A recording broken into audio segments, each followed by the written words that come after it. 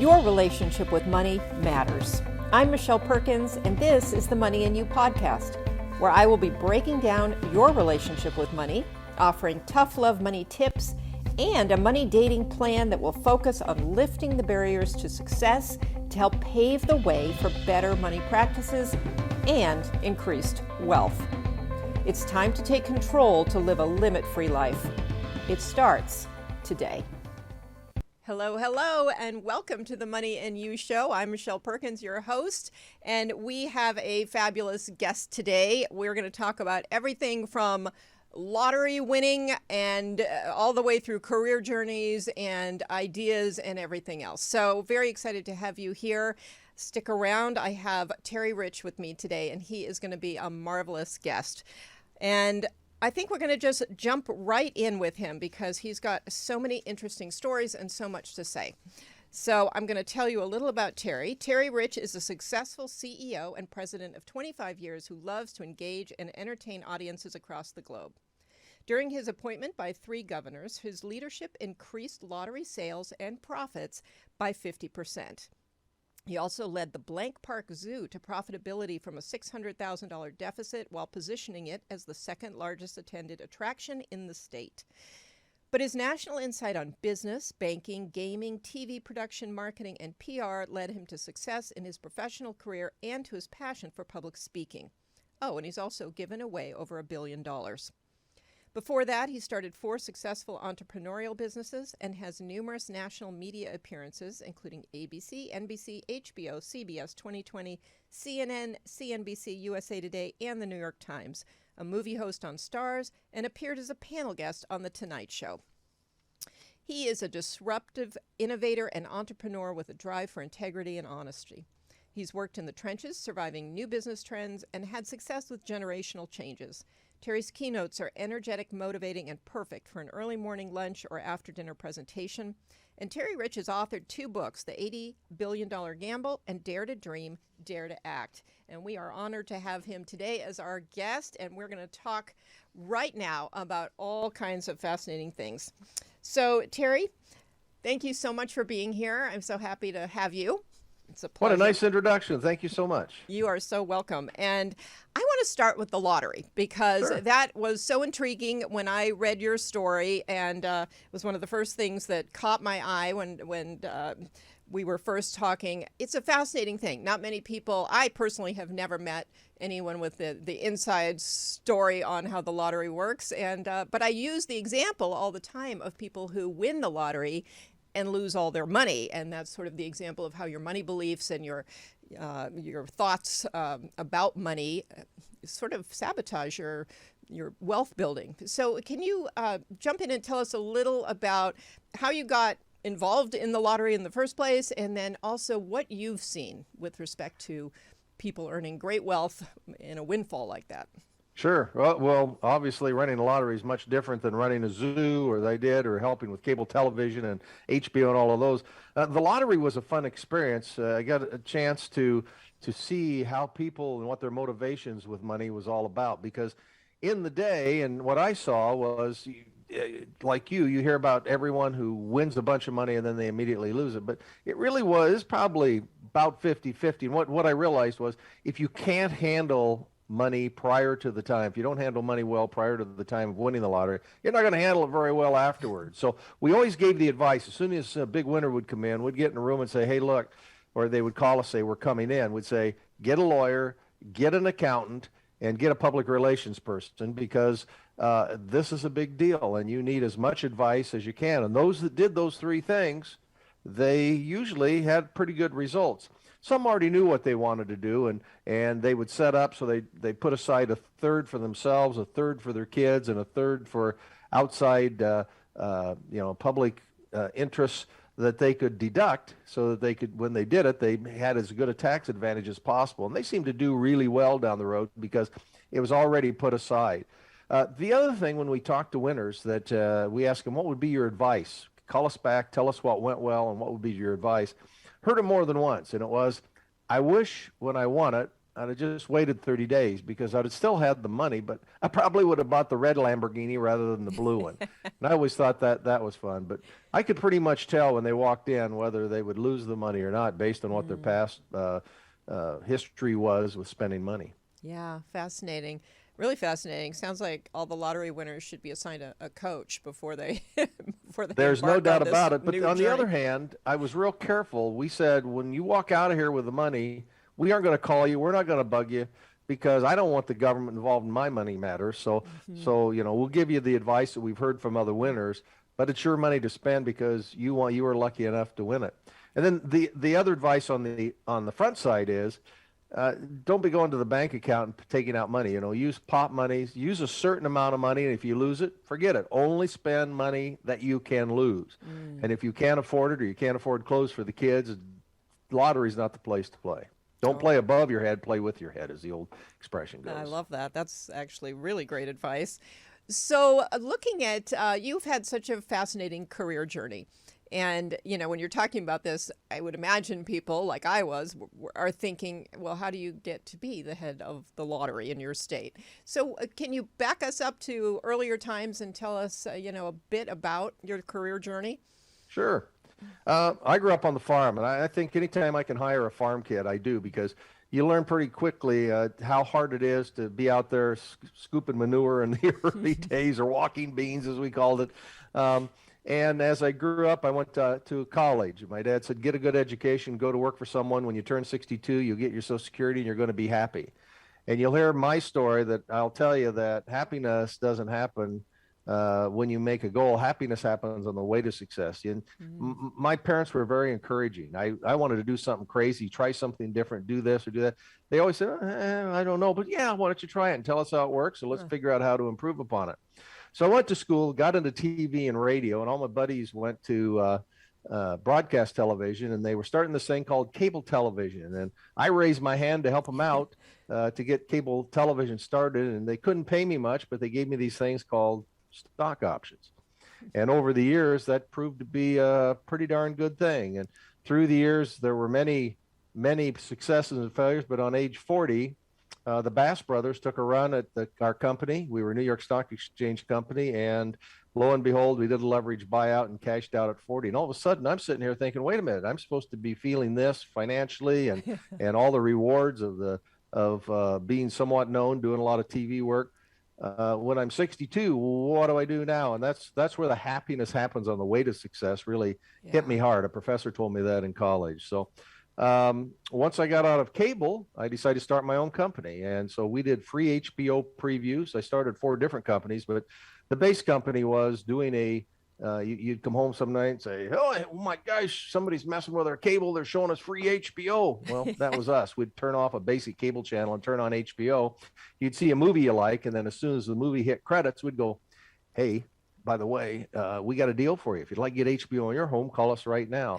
And lo and behold, we'd sell a lot of cable television services. Then at age 50, I wanted to get off the road. I had what I wanted personally, professionally. And someone called and said, it was an ex-governor, said, hey, we're going to take over the zoo. They're going to close it. Would you be, it's losing $800,000. Would you be willing to run the zoo? And I thought, I grew up on a farm. I've grown cows and pigs. What can a giraffe be any different, or a tiger? So I ran a zoo. We got it turned around, raised about $15 million in endowment. So it's going to be around forever. And that's when I got the call from the governor to do the lottery. So that's kind of the path of it. And we'll go all the way back to the beginning. And in a minute, when you ask me about successes and failures, I'll tell you how the pieces that got me through all of that, plus being on the Johnny Carson show, happened. Well, yes, please. Well, you want me to keep going then? I would. I want to hear how that happened. And so I tell this story, and especially millennials or the younger, 21-year-olds, 20-year-olds always say, okay, I like your story, but that can't happen to me, right? You tell a lot of things. Didn't you ever screw up? Heck yeah, I screwed up in high school. First thing I did in high school was we were doing the band picture when I was senior class president, county 4-H president, all that, and I flipped the bird and got caught. I messed up. And my band instructor was one of my first real people who said, hey, look, you messed up. Just take your punishment and move on and learn something from that. And then when I got into cable television, I was doing on-camera work, and I noticed I didn't have a 5 o'clock shadow at 5 o'clock. So I thought I'm going to write to Schick and tell them how much I love their razor, and maybe I'll get a TV commercial. I could be on TV. So I sat down at this thing. In the old days, we called a typewriter, and I sent out a letter to Schick and said, hey, I'll come out. I'll do I'll be on TV for you. I love it. I don't get 5 o'clock shadow. Do you know what? For 2 weeks, I knew I'd get a reply sometime, but in 2 weeks, I just kept thinking, like you may think if you're playing Powerball or Mega Millions, what if I would get the call? And I really got to drive in me to want to do national television, be on national television at some point. 2 weeks to the day I get the letter, and it said, Dear Mr. Rich, expressing your complete satisfaction with your Schick razor. We thank you, but we regret to inform you, you wrote the wrong company. Gillette makes that razor. And so I messed up. I failed in that. That was my first failure. Second failure, though, came about a few years later. I'm still working for cable television. I got a call from my local hometown, and they said, hey, we want to do a centennial. We don't know whether we're 100 years old, but we have 50 people in town, and we want you to help us with publicity. And I never really helped in PR before, but I said, okay. So I got together this guy, and this is where I learned the creativity of coming up with new ideas. I always am looking, if I'm driving to the store and it takes me 2 minutes and 35 seconds, I want to make it 2:34 next time. I'm always looking for, how do you improve it? That's kind of my dad's ethics in the farm. And I said, okay. He said, well, you're our most famous person from Cooper, so help me out. And so we were brainstorming. And I thought, well, if I'm our most famous, we better adopt somebody. So we decided to adopt a celebrity for one day to see if we could get some publicity for this little dinky town of 50 that no one famous had ever come from. And so I sat back down at the typewriter, and we came up with ideas, and I sent out, and I made mimeographs, and I made 44 letters. I only meant to make 3 because I wanted to get to the local newspaper and radio station. So then I had to send them. I already had them printed. So I went to the next town and got to the library and sent one out to the New York Times and Miami Herald and just anybody I could find in one of the books. And I failed. 43 of the 44 letters, 0. Absolute silence. But I got one call the next morning at 9 a.m. and it was, hey, this is Bruce Canner. I'm with UPI. Who's UPI? I had no idea. We like the idea. We're going to stick this on the national wires. We'll get back to you. Okay, hung up. Called my buddy who was a farmer who asked me. He said, okay, and I sat 30 minutes to the second. I get a call. Terry Rich, yep. This is Jim McCauley. I'm a talent coordinator with the Tonight Show, Johnny Carson's Tonight Show. The local news ripped it off the wires. They put it on Johnny's desk. And as you know, Johnny was born in Iowa, so we want to do something with it. And we're thinking about coming out and seeing it. But we've got to be first. All of the reality shows are going to call you. So will you guarantee that the Tonight Show can be first? Wow. Hell wow. Yes. That's great. Yeah, you can be first. So I hung up and I tried to lift the phone to call that same farmer. And all I heard was, hello. And I said, what? Yeah, this is Judy Steinberg. And with Good Morning America, we have 2 tickets. We want you in New York tomorrow morning. Wow. All right, can't do it. We already committed to the Tonight Show. So we argued back and forth for a while. Ultimately, Johnny Carson talked about doing a satellite uplink from Cooper, Iowa, doing a split screen. He said, you'll get front cover of Newsweek, all of these different magazines. Remember, I'm only 29 and with a little town of Cooper and doing a little bit of cable television. What the heck is going on here? Lo and behold, he came out, and ultimately they couldn't get everything together, but they decided to bring us out. So 3 of us got to go out and be on the Tonight Show, 2 commercial breaks. Tom Jones was after us. Then they repeated on the Best of Carson. Now, that's not the moral of the story, and then we're going to get to your next question. The moral of the story was, during that time, he talked about a satellite uplink, never done from Iowa at the time. And I started thinking about these HBO. I was doing free HBO previews, but I was going town to town to do it, to try to get people to buy HBO. And about a half a year later, I went back to that idea and thought, you know what? Why couldn't we do that from our system here and go nationwide to San Jose and Dallas, Texas, all the different cable companies we owned, and do an HBO free preview? And so I sold the idea in, and the following September, we uplinked 23,500 miles and sold $15 million worth of HBO and cable television to subscribers across the country in one weekend. And that's kind of what really took my whole up. But again, ideas, sit down, brainstorm, you compile them, you try to get a bushel basket and get 100 ideas when you do a brainstorming session. Don't judge them at that point. You wait a while, then go back and look at them, prioritize them, and find the one that you think work. So that's kind of the two-step process that I had for ideas, and how just a little dinky failing by sending the letter for the razor and sending the letter 44 letters and only one responded. If I'd only sent one letter, you wouldn't be talking to me today. Right. Right. Oh, I love so much about that. That is one of the first things I noticed was your what if, because your what if was the opposite of what a lot of people's what ifs are. I hear all the time, well, what if I change jobs and then I hate it? What if I try to start this business and it doesn't work? There's always the negative what ifs. And in your case, and it's funny, I just was thinking about this the other day, so important to have the what if it all goes well. What if it works? So that's not the It's an normal way amazing your feeling, brain and works. once you taste that entrepreneurship, you can't get rid of it. You always want to continue to try, which causes a couple more lessons. But go back to your theory on what if. Think about you have children. Yes, I do.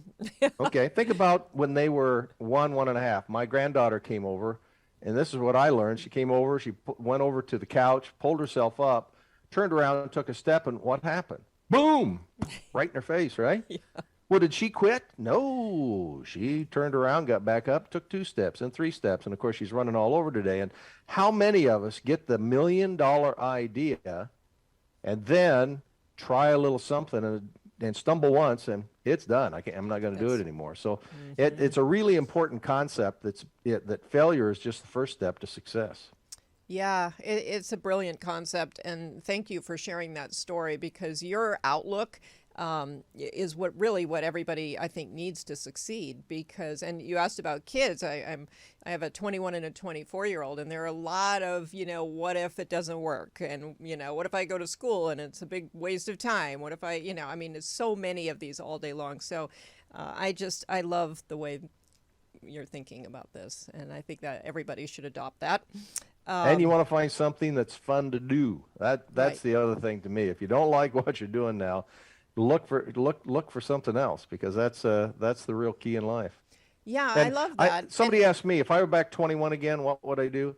Number one is I would continue to always raise my hand. Remember I talked about scooping manure? And when I take a job and someone says somebody needs to clean the bathroom and no one else raised their hand, I always did, because the boss will always say, that kid has spunk, right? Mm-hmm. The second thing that I would say that I wish I learned to do, and I haven't found it yet, but I wish I had, because I think all of us could learn by it, and that's figuring out how to relax, how to take a deep breath and enjoy life a little bit. Because once you start making money, it's real easy to the excitement to just continue, and you either miss time with your kids or you miss time for yourself when it's all said and done. That's also beautiful advice, and I would say, knowing the early 20-year-olds like I do, they're a very anxious generation, and even though it seems like they might be relaxed, they're not. And so I think that advice goes across the board. Doesn't matter how old you are. You'd think that would be a natural. The stress is a tough one. Go back to your lottery comparison too. When I was in the early 20s, when I didn't have family and all of that, it was pretty easy to think of taking all my money and trying to go make my $1 million. Then you start making it. What I learned once we cashed out in the cable business is try to, even though I have failures, I don't risk more than 10%. If I have a big success on a project, I take 10% and I put it aside. But it isn't a side savings. The 90% is my savings and trying to build it up. The 10% is go try something else that's just absolutely crazy, or to build the business even bigger. Yeah. And the reason is because if you lose it, just like gambling, playing the lottery, who cares? It's fun money. And, and you hear that fun money. But if I did like some people do and took the entire 100% of what I made and go blow it on a brand new idea, I would be really desperate because of all of the commitments that I already have. Yeah, I love that consciousness around money. And, so where you're an idea person and we're talking about how to create and do something with these ideas, you're bringing in a little bit of the practical money component. So, let's just hypothesize that you come up with a fantastic idea. Everyone loves it and you really want to do this, but it's, it would maybe use most of the money you have. How would you look at that? I would, in today's world, I'd be very skeptical. The older I get, the more successful I got, the less risk I wanted to take. So I would take a certain percentage of that. In the younger years, yeah, I would probably go out and look at financing. A wise lawyer who was my lawyer over the years, I went to college with and had him throughout, always told me take as few partners as you can. You know, if you can get the bank, even the bank is classified as a partner, you're going to have people telling you what to do. And if you've got a really good idea and you can do it for 10% or 20% of the money and then ramp it up as you're making money, you're much better off than going at 100%, because you've got a lot of people involved. And when you've got success, you have full control, and that's a lot more fun. Now, that doesn't say that when you're starting a new company, you shouldn't go out and look for a great finance person, legal person, marketing person, and put them on the board or make them advisors to you and then pay them once you're really making the money. That's not a bad idea at all, because most entrepreneurs get so excited and they get into it. But I realized right away that I didn't know that much about finance or what an LLC or a subchapter S is and which one I should have and all of those kinds of ideas. I went out and looked for people who helped me. And in the business of TV, I got a great director, great producer. And then we went out together and made a lot of money, and they got rewarded too. Yeah, I love that. And so, you know, you kind of have a career journey that is sort of a mix of entrepreneurial ventures and also jobs. I mean, amazing jobs, really interesting jobs. But did you ever feel like you needed to make that decision, you know, about I am one or the other? Because I kind of love the idea that things would come along, opportunities would come along, and you didn't really put them in labeled buckets like that and have to choose. Yeah. I went to work. I always quit when I wanted to quit, or went to the next job when I wanted to go. I've never really been fired. What I did realize, though, if I got into something I didn't like, if I got a boss I didn't like, it's time to change. And I think that's kind of often, or if you have a business that loses money and you know that there's nothing else coming up, some people continue to dump money into it. Yeah. Go back to the lottery or gambling. You know, you lose, boom, boom, boom. Oh, I've lost my $100. I got to get in my pocket and get another 100. No, when I go gamble, I decide what I'm going to spend, and if I lose it, I walk away. I don't say I think I can make it back. And I think in business, even many people try to continue to make it back. And I think you really want to only gamble with what you can lose, and if you lose it, go do something else, but do things you enjoy. Yeah, so you sort of look at everything from that framework of the gamble, which I think is interesting. Yeah, and I love that, because I do know a lot of entrepreneurs, they get very attached to the idea. It was a great idea, they love it, and so they don't let it go, even if it's not really working. Even the zoo, you know, the zoo is about to go under. I had no idea how to fundraise and, you know, the pyramid and all the things that go along with raising big money. What I knew is how to promote and how to market and look for something that, you know, I didn't want to spend a lot of money and everybody said, well, you need $2 million to put in a new tiger exhibit. And we started talking about, well, what did tigers have that we could do something unique and make money on it? And we realized they poop. So we did an exhibit called Scoop on Poop, where we showed all the different animal excrements, had a big promotion, but then we sold $20 buckets of, it cost nothing because they were doing it anyway, to sell for people in Iowa. You have white-tailed deer. They could put it around the trees and shrubs, and the deer wouldn't come around. We sold $20,000 that year in that. And others would look and say, well, that's kind of crazy. I said, well, I didn't spend $2 million just to get a few more when it was all said and done. Wow, that is a great idea. How fun. So do you actually consciously sit down and say, I'm going to come up with some new ideas for something, or do they just come to you? You know, it comes and goes. If it's kind of like a writer's block, if all of a sudden I don't feel like it, I don't know. But if somebody says, I wonder how we could do this or that, I'll throw 100 ideas. And, you know, again, it's like a bushel basket. You know, when you go out and they're making wine, they go out and get red grapes and white grapes and some this side of the valley. They don't just take the ones in their backyard to make the finest wine. And they've got 100 different different grapes there, and then they find the one they think will make the big one, and then they'll take it. In the same way with ideas, I try to take a bushel basket, and if I really want to think about something, I'll try to, every idea is a good idea. I'll put it all in that big bushel basket, and then I'll prioritize what do I really want to do and what's the goal in all this. Then I'll go find that grape, that one idea, so to speak, and use that and then build upon that. the idea for the Carson show and coming up with an idea to adopt a celebrity came from, for me, it was music, Earth, Wind and Fire, Fantasy, the song Fantasy. Back in the day, I was a DJ, and I had put my headphones on as loud as I could go and listen to Fantasy about 10 times. And I was trying to think of what could we do differently? What could we do differently? And for some reason, that song clicked. So every once in a while, I'll play Fantasy. Or if I'm going in for a really big push, the first time I got the biggest project doing a live TV for the HBO and cable companies, I had time, and I went through McDonald's and got a cinnamon roll hash brown and a medium Diet Coke. And I got this huge contract. So every time I have a big project or I come on a big show or do something live, I have a cinnamon roll hash brown and medium Diet Coke. Now, that's not to say that makes me lucky, but in my mind it does. And if my mind's in the right frame of mind for new ideas and making it work, I will be. I love that focus on just getting your mind primed and ready for good things. I think people underestimate the importance of that. And, the music and the food did it in most of my instances. Yeah, no, that's great. That's your ritual, and I think we all need those to put us in that right mind space to make good decisions versus being in a sort of a stress mode or a fear mode and making decisions from that place. It doesn't really.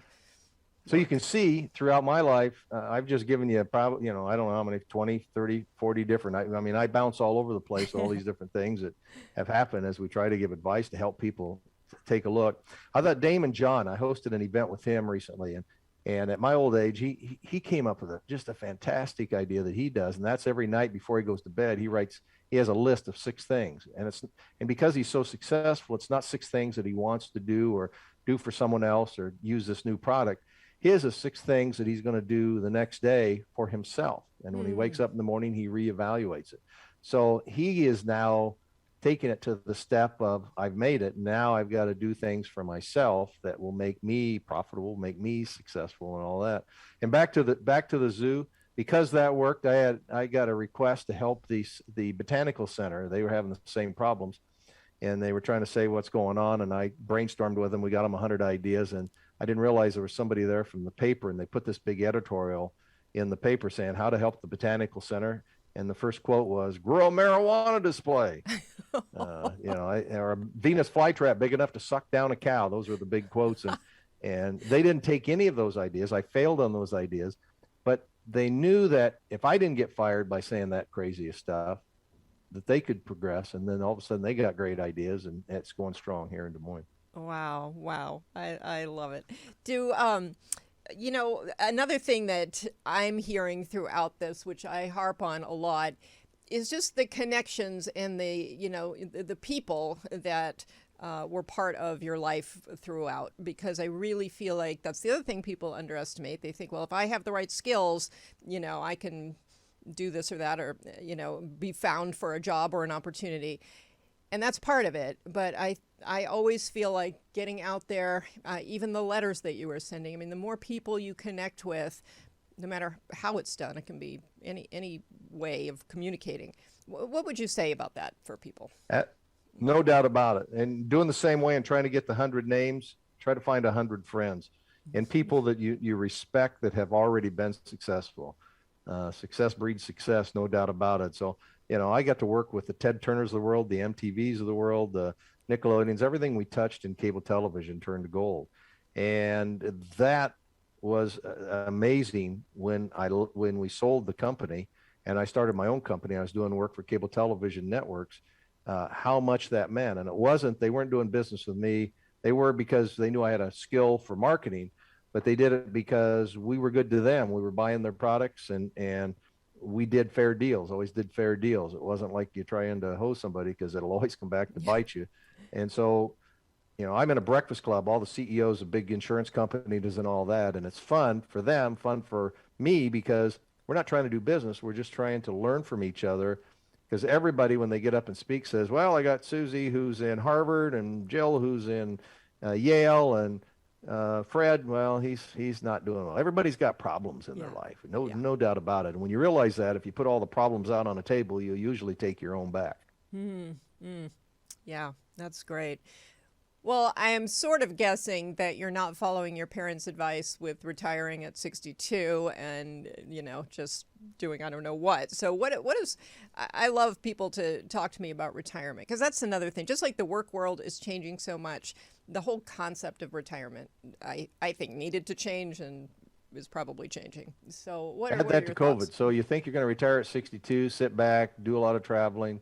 Then you have grandkids, and then you're babysitting grandkids, so it's tough to travel a lot. I looked at, and when I was the president of the North American Lottery Association, we had conferences, and they were paying speakers $25,000 to $50,000. I said, yeah, I can do that.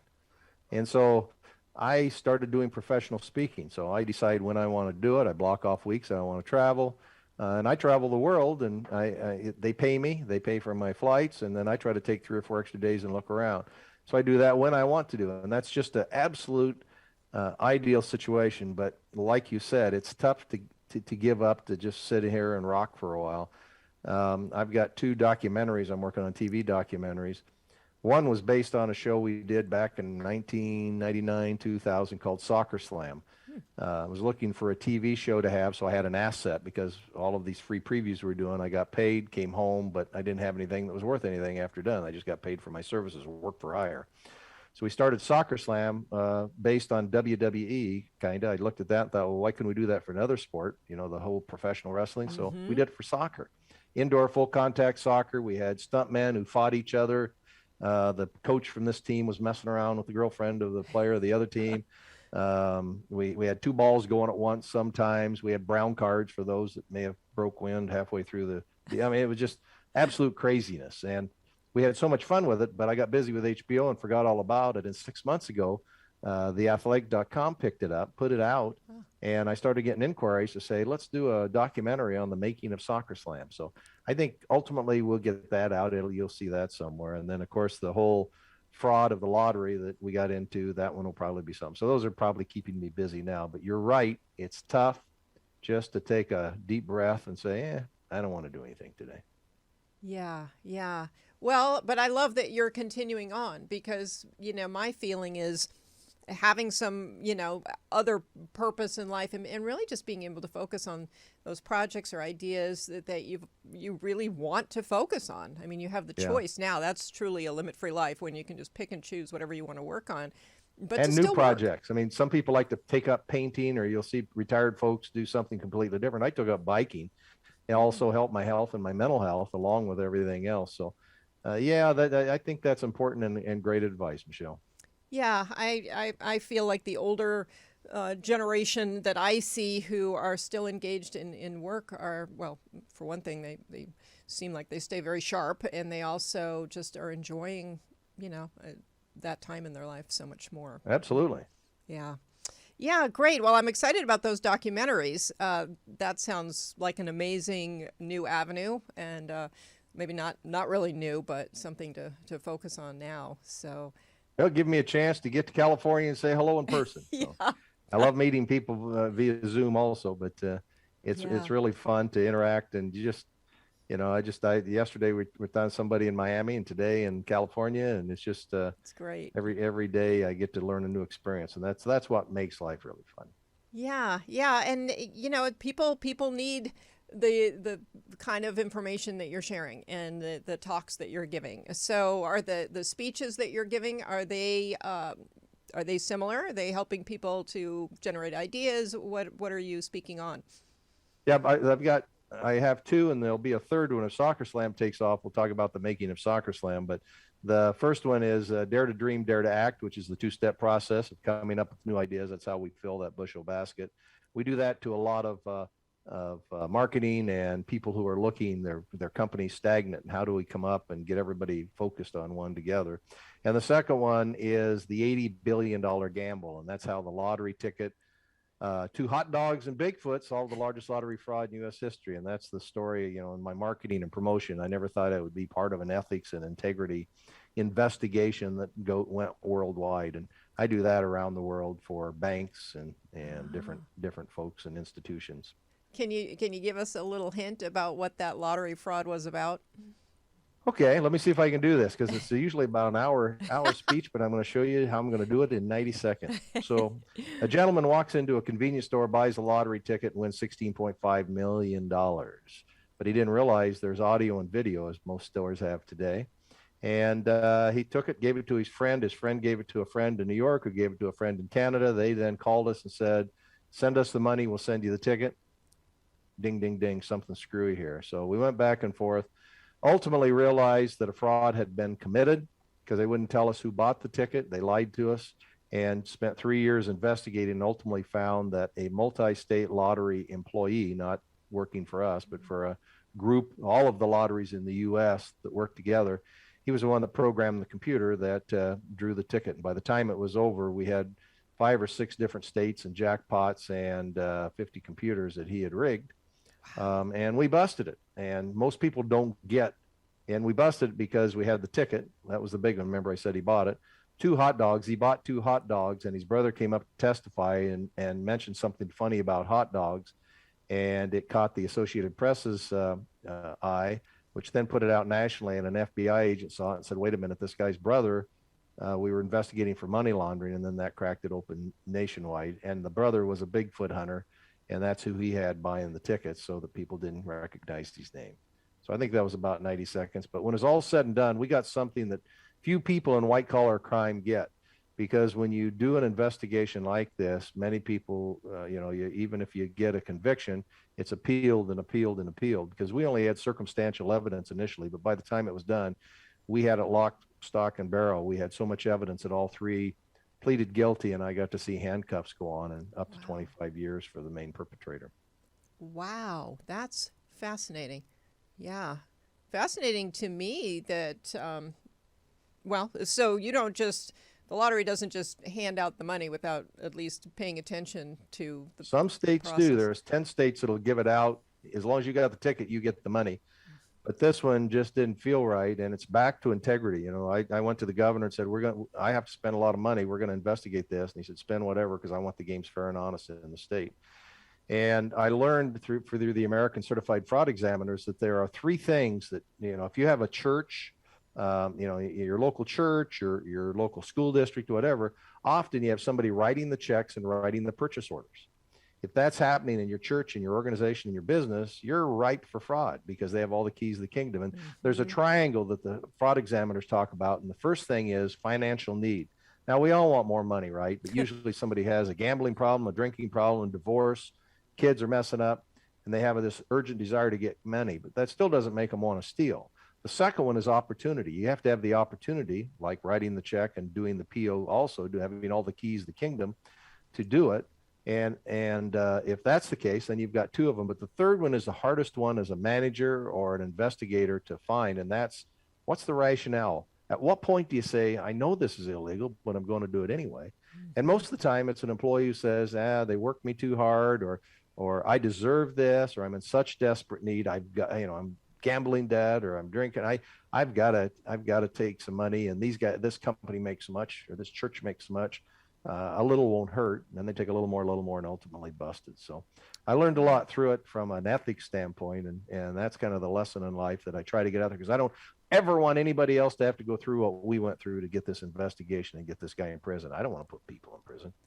Yeah, wow, that's super interesting, and a great little tip for business owners to think about. The people who do have the keys to the kingdom, like you said. I think in accounting terms, it's like separation of duties. You want to make sure whoever's maybe opening the mail isn't the same person entering that mail, the contents of that, into the computer system. But yeah. One other little thing I learned in this is that I always thought that when the auditors come in, that they'd be the one. Once I got a clean audit, I'm fine. We're doing great. But actually, 40% of all frauds found by employees, outside vendors, and anonymous tips. So you really, 2 things that I'd recommend to everybody if you've got a business. Number one is make sure every employee signs at the time of employment something that says, if you steal, you get fired, period. It's in black and white. No one can question it, and they'll be thinking about that. That helps you with the rationale piece of that triangle. And that's kind of an important step as you look at things to do. Yeah. Yeah, really important. And I don't think a lot of business owners are too busy to they're so happy somebody's taking some of the work off their plate that they're not paying very close attention. But Yeah, separation duty, two-step process. The president should always sign the checks if somebody else is doing the other piece. yeah, yeah, super, super interesting. So, well, just to sort of wrap up a little with all the interesting things that you've done over the years and how your career progressed. Any kind of final words for people on how to have a successful career like you have, and really love the happiness happens along the way piece. I think that's so important to remember. So you're not just working to get to some destination that's going to be it for you. Let's go back to the failure.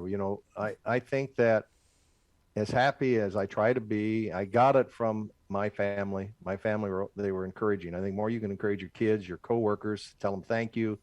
That's fun, and I think that's a big step in what you want to try to do. But know that you're going to have bad days, and when you have the bad day, saying, "Okay, this is my bad day," or "This thing happened. That's the bad thing that happened today. But I'm going to make sure it's fun tomorrow," I think would be a good one. I heard a company, again, try to learn something new every day or see other people who've had success.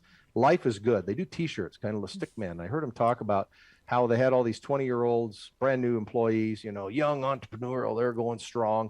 And they got this negative vibe all of a sudden. Everybody's saying, they walk into a meeting. Yeah, I have to go to this meeting, or I have to get this project done, as they're talking to their friends, all that. And they said, whoa, stop right here. We're going to start today by changing the word have to get.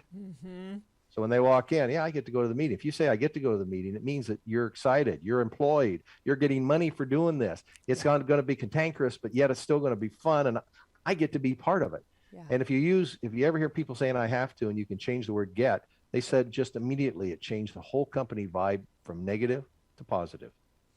Yeah, and that positive vibe is what contributes to success, and it's so important. And you just illustrated how simple it really is to almost change your brain. That word change will just change your energy and change what's going on in your brain to the point where, it can change your life. So that's God knows we need it in the time of COVID and all the crap we've had the last 2 years, huh? Yeah, that's a beautiful tip to end on, because for one thing, it is simple. And I think, we're recording this right before Thanksgiving, and I feel I'm reading a lot too and listening to a lot of people who are focused on company culture, because right now companies are having to change their culture to keep people and to attract in good people. And one of the big things that a lot of the culture experts are talking about is something as simple as appreciation at work. Appreciating your coworkers, appreciating the opportunities and being able to go to these meetings and, whatever else is going on, and just appreciating each other and the how that changes the environment for people working together as well.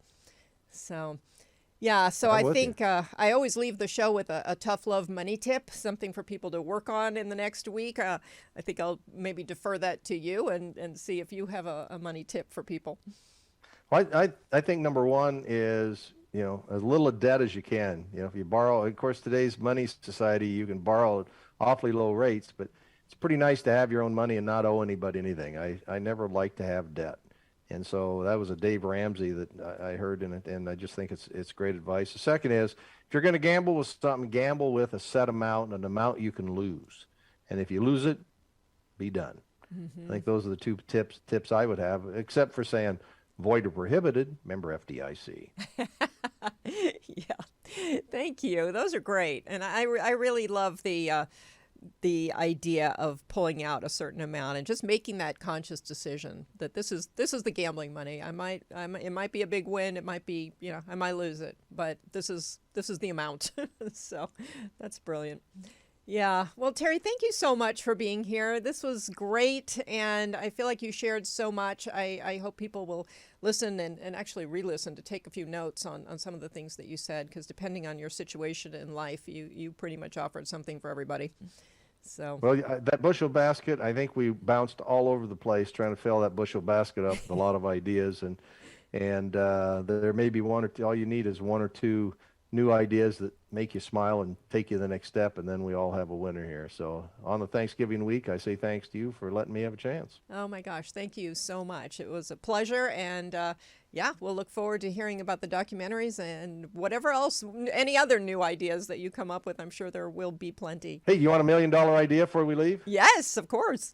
The other night, it was a full eclipse of the moon. And a few years ago, I was helping Mega Millions try to figure out how could we get free publicity. And I looked up, and it was just the little thumbnail sketch of the moon. I thought, I wonder if we could get a spotlight or a laser and we could put the jackpot amount on the moon, the dark part of the moon. We could own the moon as a billboard. No one's claimed it yet. There's $1 million idea for you. Let's figure that one out. Oh, that's great. That's great. Well, I would think coming up with these ideas is going to keep anyone young and enthusiastic about life. So that's great. You're saying I'm old? Is that what you're saying? No, Michelle? I'm not saying that at all, but but I am saying it's a good recipe for aging well.